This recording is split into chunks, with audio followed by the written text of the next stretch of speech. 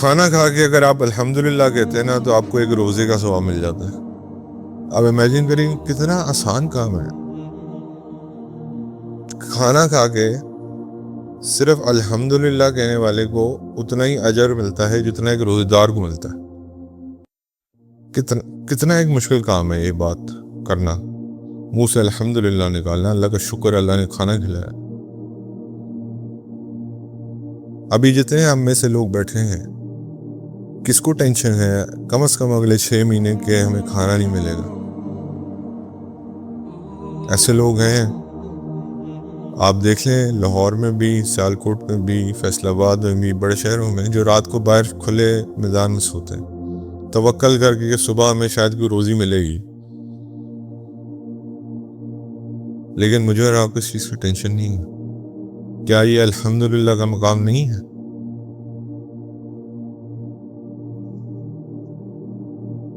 الحمدللہ رب العالمین, الصلاۃ والسلام علی رسول الکریم, اما بعد, فاعوذ باللہ من الشیطان الرجیم, بسم اللہ الرحمن الرحیم. رب اشرح لی صدری یسر لی امری واحلل عقدۃ من لسانی یفقہوا قولی. اچھا جی, یہ سورہ النصر میں اور آپ اکثر نماز میں پڑھتے ہیں, اذا جاء نصر اللہ والفتح. مدنی سورہ ہے, نبی کریم صلی اللہ علیہ وسلم کی ہجرت کے بعد نازل ہوئی. آخری صورتیں زیادہ تر مکی ہیں لیکن یہ مدنی صورت ہے. اور اس میں اللہ رب العزت کیا فرماتے ہیں, اذا جاء نصر اللہ والفتح, جب آپ پہنچی مدد اللہ کی اور فتح حاصل ہو گئی. اب میں اور آپ اس کو انٹرپریٹ کریں اگر اس آیت کو, تو کیا انٹرپریٹیشن لیں گے؟ میرے جیسا ناقص ایمان والا جو ہے نا وہ انٹرپریٹیشن لے گا کہ اللہ کی مدد آ گئی اور اللہ نے خوشخبری سنا دی کس چیز کی, کہ آپ کو فتح حاصل ہوگی. سمپل. اب قرآن کی انٹرپریٹیشن تو یہ ہے اگر میں اور آپ کرنے کی کوشش کریں. حضرت عمر رضی اللہ تعالیٰ عنہ, اگین ان کی بات آ رہی ہے, میں صرف یہ بتانا چاہوں گا کہ ان کو اس کی انٹرپریٹیشن کچھ اور سمجھ آئی تھی. حضرت عمر جب بھی کوئی آیت نازل ہوتی تھی نا تو حضرت عمر, حضرت ابوبکر, جو بدری صحابہ ہوتے تھے نا, ان کے ساتھ اکثر جا کے بیٹھا کرتے تھے اور اس آیت کی انٹرپریٹیشن سوچتے تھے جب تک کہ اللہ کے نبی اس کی بتا نہیں دیتے تھے. تو وہ بڑے بزرگ صحابہ تھے, بڑے. تو حضرت عمر اپنے ساتھ عبداللہ ابن عباس رضی اللہ تعالیٰ عنہ کو لے کے گئے. تو صحابہ نے کہا کہ یہ ہم تو بڑے لوگ ہیں, مطلب کہ بزرگ. حضرت عبداللہ بن عباس بچے تھے, چھوٹے تھے, لیکن اللہ کی نبی کی ایک دعا تھی ان کو, چھاتی پہ ہاتھ رکھ کے عبداللہ بن عباس کو حضور صلی اللہ علیہ وسلم نے دعا دی تھی کہ تمہارا سینہ اللہ علم سے بھر دے. اور جس کے بعد وہ امام المفسرین بنے, یعنی کہ Quran was at his fingertips. کسی نے کوئی مسئلہ پوچھنا ہوتا تھا نا قرآن کے سلسلے میں, تو وہ عبداللہ بن عباس رضی اللہ تعالیٰ عنہ کے پاس ہوتا تھا. اسی طرح امام المحدثین جو ہیں وہ عبداللہ ابن عمر ہیں رضی اللہ تعالیٰ عنہ. اور امام یہ جو آپ کے جو مسائل ہیں فقہ کے, امام الفقہ جو ہیں حضرت عبداللہ ابن مسعود ہیں رضی اللہ تعالیٰ عنہ. تو خیر, انہوں نے جب بدری صحابہ سے پوچھا کہ آپ کے خیال سے اس آیت کا کیا مطلب ہے, سب کچھ نے کہا کہ اللہ کی بذات بہتر جانتی ہے, جب تک اللہ کے نبی نہیں بتائیں گے ہم اس کو انٹرپریٹ نہیں کرتے. کچھ نے انٹرپریٹ کرنے سے انکار کر دیا. اب میرے جیسا کوئی بیوقوف بیٹھا ہے تو وہ تو فوراً انٹرپریٹ کر لے گا, لیکن آپ صحابہ کی شان دیکھیں گے, وہ اس وقت تک انٹرپریٹ نہیں کرتے تھے جب تک اللہ کے نبی ان کو وہ بات نہیں بتاتے تھے. تو ایک دوست سے اور پوچھا, انہوں نے کہا کہ اس میں ہمیں فتح کی خبر دی جا رہی ہے اور ان قریب اللہ رب العزت انشاءاللہ فتوحات سے نوازیں گے. تو انہوں نے عبداللہ بن عباس رضی اللہ تعالیٰ عنہ کی طرف اشارہ کیا حضرت عمر نے اور کہا, عبداللہ آپ بتائیے اس کا کیا مطلب. بچے ہیں یہ یاد رکھیے گا. اب میں اور آپ سوچ نہیں سکتے اس آیت کی انٹرپریٹیشن یہ ہوگی. ایک روایت میں آتا ہے کہ سیدنا صدیق اکبر کو ابو بکر رضی اللہ تعالیٰ عنہ کو بھی اس کی انٹرپریٹیشن سمجھ آ گئی تھی. لوگ خوش ہو رہے تھے کہ فتح نازل ہو رہی ہے, لیکن حضرت ابو بکر رو رہے تھے. حضرت عبداللہ بن عباس رضی اللہ تعالیٰ عنہ نے اس کی انٹرپریٹیشن کی کہ نبی کریم صلی اللہ علیہ وسلم کا مشن کمپلیٹ ہونے جا رہا ہے اور وہ دنیا سے تشریف لے کے جا رہے ہیں. اب this is the real interpretation of this آیت. اب قرآن وہ کہتے ہیں نا ترجمے سے پڑھ لو، تو میں تو یہ پڑھ لوں گا اذا جاء نصر اللہ والفتح، یعنی کہ اللہ نے فتح نصیب فرما دی. اور آپ تو یہی سمجھیں گے نا اس کو، لیکن اس کی ڈیپ انٹرپریٹیشن یہ ہے. اس لیے لوگ کہتے ہیں کہ استاد جو ہے اس سے تھوڑی سی آپ کو ضرور لینی چاہیے نصرت، اس کی مدد، کہ یار مجھے تھوڑا سا سمجھا دیں اس کا مطلب کیا ہے. عبداللہ بن عباس رضی اللہ تعالیٰ عنہ جو کہ بچے تھے اور اللہ کے نبی کی دعا تھی، انہوں نے بتایا اس کا مطلب یہ ہے کہ نبی کریم صلی اللہ علیہ وسلم کا مشن کمپلیٹ ہونے جا رہا ہے and he will be called upon to back to Allah soon, جس کو سن کے صحابہ خوش ہونے کے بجائے رونا شروع ہوئے، کیونکہ ان کا مقصد زندگی جو تھی نا وہ دنیا نہیں تھی. ان کا مقصد اللہ کے نبی کی کمپنی تھی، صحبت تھی. ان کا مقصد دنیا آخرت کی کامیابیاں تھیں، اور ان کو پتہ تھا کہ جب تک اللہ کے نبی ہمارے ساتھ موجود ہیں تو ہمیں اس سے فائدہ ہی فائدہ حاصل ہوگا. اور پھر حضور صلی اللہ علیہ وسلم نے اس کی انٹرپریٹیشن خود بھی یہی بتائی، اور سب سے پہلے سیدہ فاطمہ رضی اللہ تعالیٰ عنہا کو بتائی، جس پہ آپ کو پتہ ہے بڑا مشہور واقعہ، سیدہ فاطمہ رونا شروع ہو گئی کہ آپ تشریف لے جائیں گے. پھر انہوں نے ایک اور بات حضرت فاطمہ کو بتائی کہ سب سے پہلے جو میرے خاندان میں مجھ سے ملاقات کرے گا وہ آپ ہیں. اس پہ حضرت فاطمہ مسکرائیں. تو یہ فضیلت بھی حضرت فاطمہ کو ہی ملی کہ حضور صلی اللہ علیہ وسلم کے اہل بیت میں سب سے پہلے انتقال جو ہوتا ہے سیدہ فاطمہ رضی اللہ تعالیٰ عنہا کا ہوتا ہے، اور وہ بات بھی حضور کی سچی ثابت ہوئی جو کہ ہونی تھی. پھر اس کے بعد اللہ فرماتے ہیں وَرَأَيْتَ النَّاسَ يَدْخُلُونَ فِي دِينِ اللَّهِ أَفْوَاجًا، اور اے نبی صلی اللہ علیہ وسلم آپ دیکھیں گے کہ لوگ داخل ہو رہے ہیں اللہ کے دین میں فوج در فوج. 9 ہجری میں حضور صلی اللہ علیہ وسلم کا سب سے زیادہ وفود آئے ہر جگہ سے. یعنی کہ اب یہ اللہ کی زندگی میں بھی ہو رہا ہے کہ مسلمان ہونے کے لیے دور دور سے حضرت ابو ہریرہ کتنی ان سے حدیثیں منقول ہیں. اگر آپ ویٹیج میں دیکھیں گے نا 30-40% جو ہیں وہ حضرت ابو ہریرہ سے حدیثیں آ رہی ہیں، لیکن وہ مسلمان کب ہوئے ہیں؟ 9 ہجری میں. میں نے حضور صلی اللہ علیہ وسلم کی بایوگرافی میں بتایا تھا آپ کو، لیکن پھر وہ 1 سال حضور کے ساتھ ایسے رہے کہ ایک ایک عمل ان کا دیکھتے تھے، اور پھر ایک ایک عمل دیکھنے کی وجہ سے ان کی زندگی جو ہے وہ پھر انہوں نے اتنی احادیث میرے اور آپ تک پہنچائی. تو حضور کی زندگی میں بھی لوگ آئے، انہوں نے اسلام قبول کیا. پھر حضور کی زندگی کے بعد سیدنا صدیق اکبر کی زندگی میں فتوحات شروع ہوئیں، اور پھر عمر فاروق رضی اللہ تعالیٰ عنہ کی زندگی میں فتوحات بڑھتی گئیں، لوگ شامل ہوتے گئے.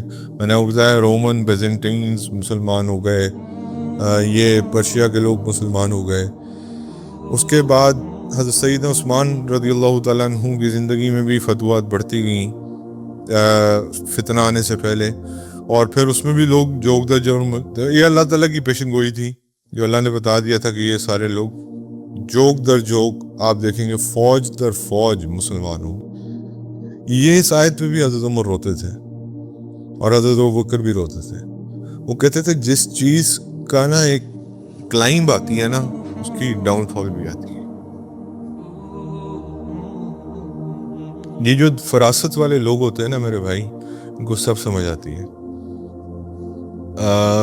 جس چیز کا ایک وہ کہتے ہیں نا کہ سپائک آتی ہے، اس چیز کی ہمیشہ ڈاؤن فال بھی آتی ہے. اور وہ ڈاؤن فال پھر مسلمانوں نے دیکھی، زیادہ ٹائم نہیں لگا اس کو. کیونکہ پھر پیسہ عام ہو گیا، فتنہ عام ہو گیا. کسرا کے گولڈ، کیسر کے گولڈ، یہ سارا مسلمانوں کے قدموں میں پڑے تھے. جب تک یہ چیز نہیں تھی، یہ اتنی چیزوں سے محبت بھی نہیں تھی.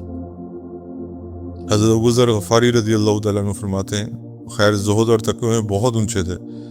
وہ یہ فرماتے ہیں کہ انسان کے لیے اس دنیا میں زندگی گزارنے کے لیے بس اتنا ہی مال کافی جو اتنا ایک خچر پہ آ جائے، بس باقی سب جو ہے وہ اسراف ہے. اب میں اور آپ ان کے توکل پہ تو نہیں چل سکتے، لیکن کم از کم اتنا ہی مال رکھیں جتنے کا جواب دے سکتے.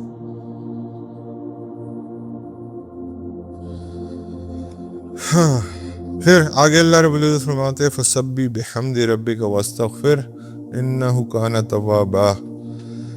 تو آگے انہوں نے اللہ کے نبی کو یہ فرمایا کہ آپ بس اللہ کی تسبیح اور حمد بیان کریں جب بھی آپ کوئی اچھی خبر سنتے ہیں.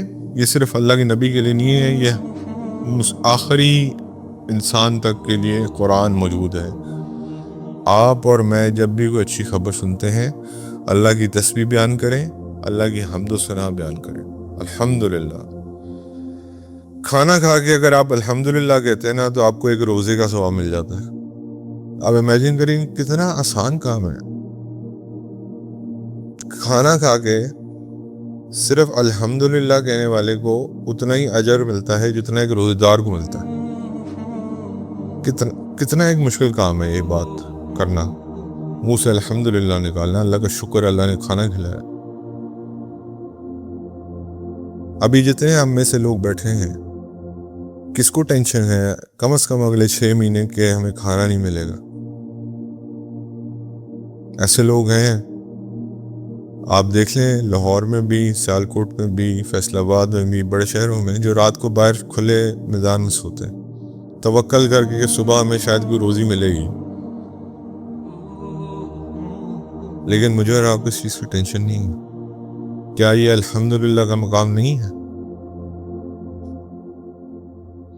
اور پھر اپنے رب کی اور اس تسبیح اور حمد بیان کر اپنے رب کی اور اس سے مغفرت مانگتے رہیے. ظاہری بات انسان ہے، خطا کا پتلا ہے. نبی کریم صلی اللہ علیہ وسلم معصوم تھے، لیکن دن میں 100 بار استغفار کرتے تھے.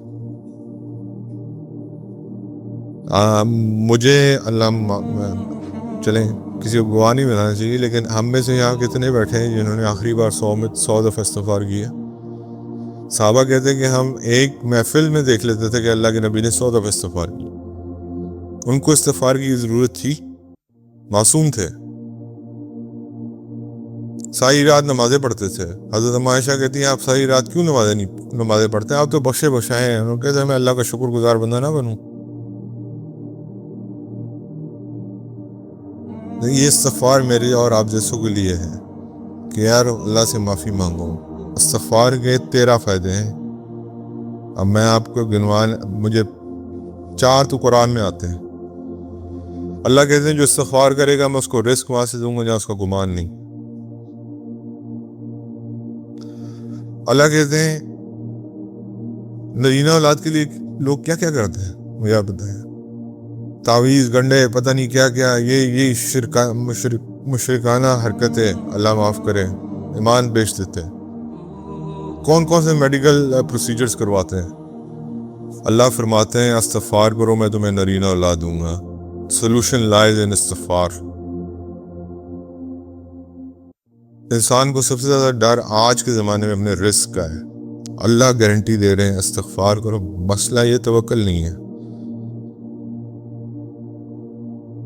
استغفار کے ساتھ اللہ گارنٹی دے رہے ہیں میں تمہیں رزق وہاں سے دوں گا جہاں سے تمہارا گمان نہیں ہوگا. اس لیے استغفار میرے بھائی ضرور کرتے رہنا چاہیے. اللہ سے مغفرت مانگنی چاہیے.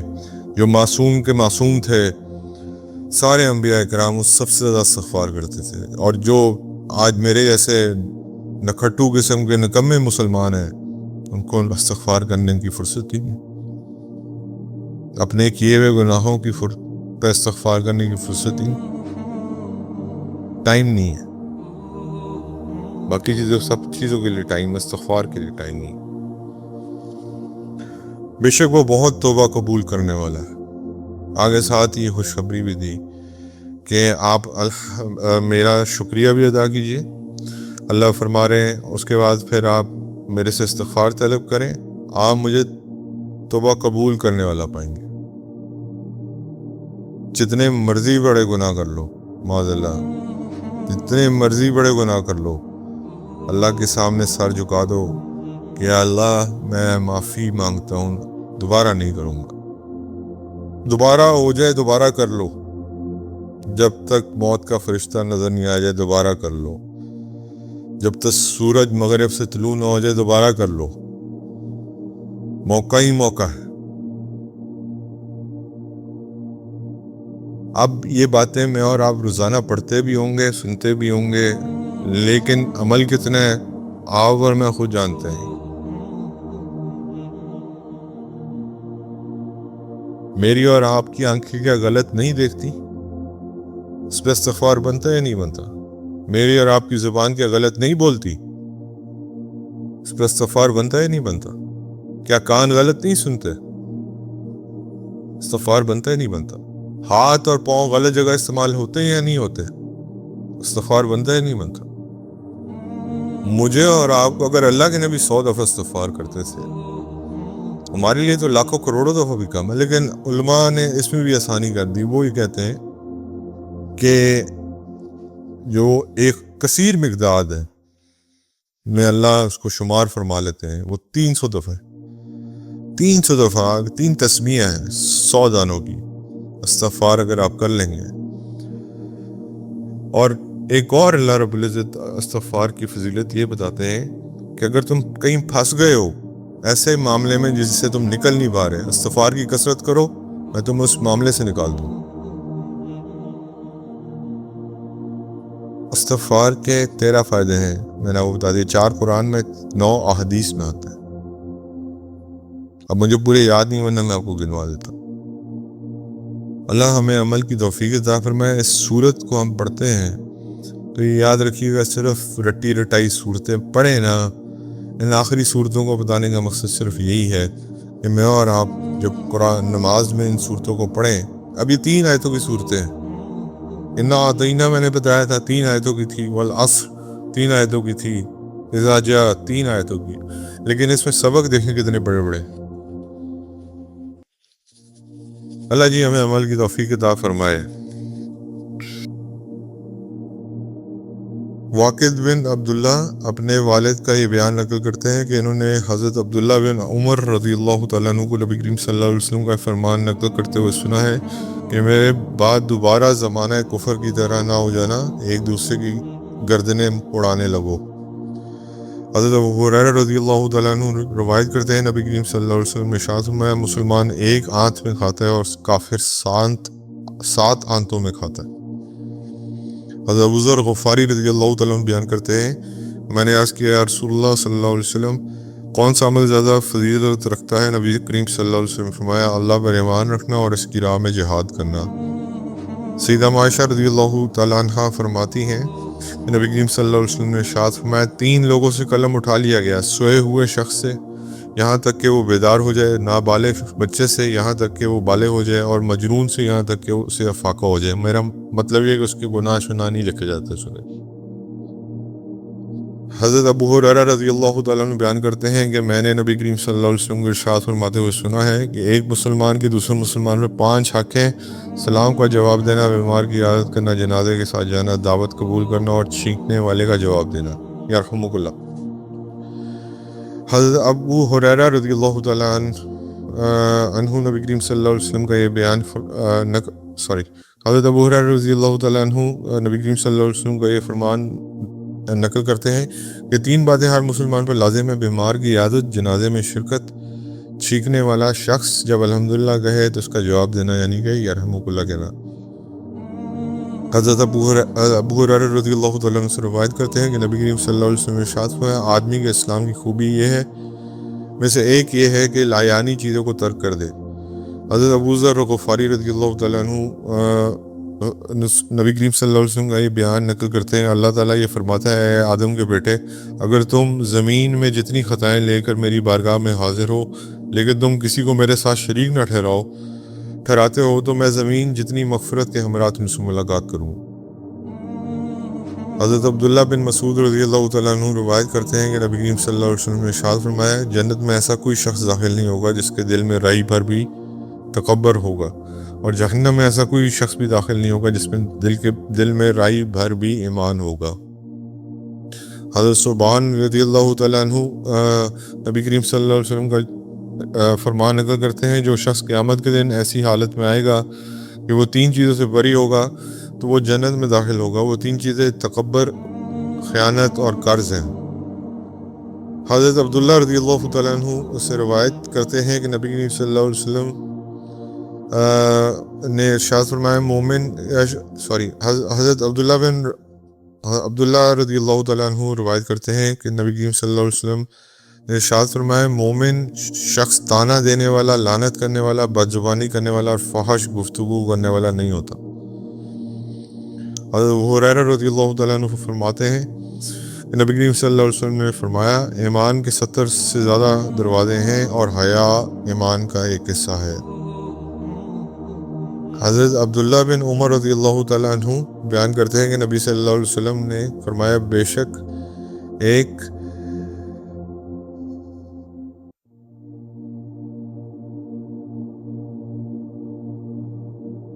حضرت عبداللہ بن عمر رضی اللہ تعالیٰ عنہ بیان کرتے ہیں کہ نبی کریم صلی اللہ علیہ وسلم نے فرمایا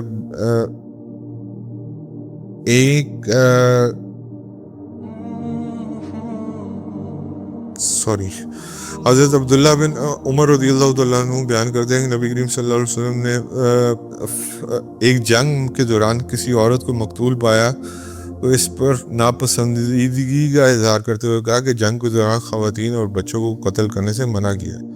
حضرت ابو ہریرہ رضی اللہ تعالیٰ عنہ بیان کرتے ہیں کہ نبی کریم صلی اللہ علیہ وسلم سے مشرکین کے نابالغ بچوں کے فوت ہو جانے والے بچوں کے بارے میں دریافت کیا گیا تو آپ نے ارشاد فرمایا اللہ تعالیٰ اس کے بارے میں زیادہ بہتر جانتا ہے جو انہوں نے عمل کرنا تھا. حضرت ابو ہریرہ رضی اللہ تعالیٰ عنہ نبی کریم صلی اللہ علیہ وسلم کو یہ بیان نقل کرتے ہیں ہر پیدا ہونے والا بچہ فطرت پر پیدا ہوتا ہے لیکن اس کے ماں باپ اسے یہودی, عیسائی اور مجوسی بنا دیتے ہیں. حضرت انس بن مالک رضی اللہ تعالیٰ عنہ حضرت عبداللہ بن عباس رضی اللہ تعالیٰ عنہ کے حوالے سے یہ بات نقل کرتے ہیں کہ نبی کریم صلی اللہ علیہ وسلم نے ارشاد فرمایا جو شخص اپنے دین یعنی دین اسلام کو تبدیل کر لے اسے قتل کر دو, مرتد کو. حضرت انس بن مالک رضی اللہ تعالیٰ عنہ حضرت عبداللہ بن عباس رضی اللہ تعالیٰ عنہ کے حوالے سے یہ بات نقل کرتے ہیں کہ نبی کریم صلی اللہ علیہ وسلم نے ارشاد فرمایا یہ ہوگا. حضرت انس بن مالک رضی اللہ تعالیٰ عنہ بیان کرتے ہیں کہ نبی کریم صلی اللہ علیہ وسلم نے ان لوگوں کی آنکھوں میں سلائیاں پھروائیں کیونکہ انہوں نے چرواہوں کی آنکھوں میں سلائیاں پھروائیں. اللہ عمل کی توفیق عطا فرمائے. جزاکم اللہ خیر.